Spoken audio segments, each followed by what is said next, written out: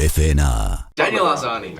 He's a man who is part of a team over in Glasgow, Celtic, but he has reportedly turned down a move to Melbourne City in favour of staying and fighting for his place at Parkhead.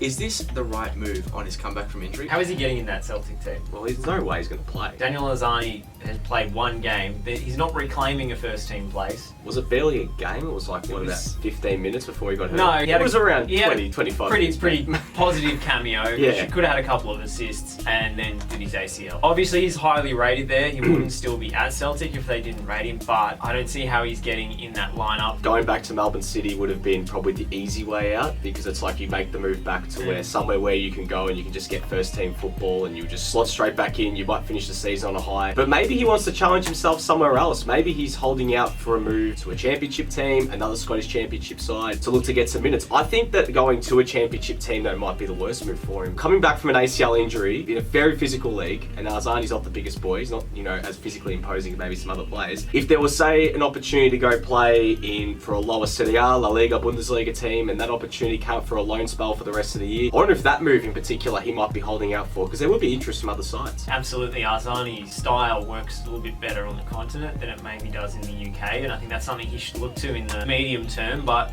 he's still in the books of Manchester City temporarily. He's still on loan at Celtic. I don't see how the loan at Celtic benefits him. When he's trying to come back from an ACL injury, you need to be eased back in and then have regular minutes, and he's not going to get regular first team minutes at Celtics. I don't see how he pushes for Socceroos selection, how he gets himself back into the Olyroos when he's not going to get any first team football at Celtic to get back in a rhythm. A 6-month loan move back to Melbourne City just for now, not coming back permanently, but just to finish the A-League season and get his body right, and then going back to take on Europe once again with a loan somewhere else. I don't think that would have been the worst move at all, especially considering Melbourne City are playing far better football now than they were when he was last there, and I think he would thrive in Eric Mombart's system. It'd be a great move for the club, of course, to get Daniel Arzani, and that would catapult them right, obviously, up against, their second. But Sydney FC, we saw when they played them, I still think they're light years ahead of Melbourne City, and you add that creative flair in the side, it's massive. If Arzani was to go back to the A-League and to play for Melbourne City, it'd be a great move for them, but for him,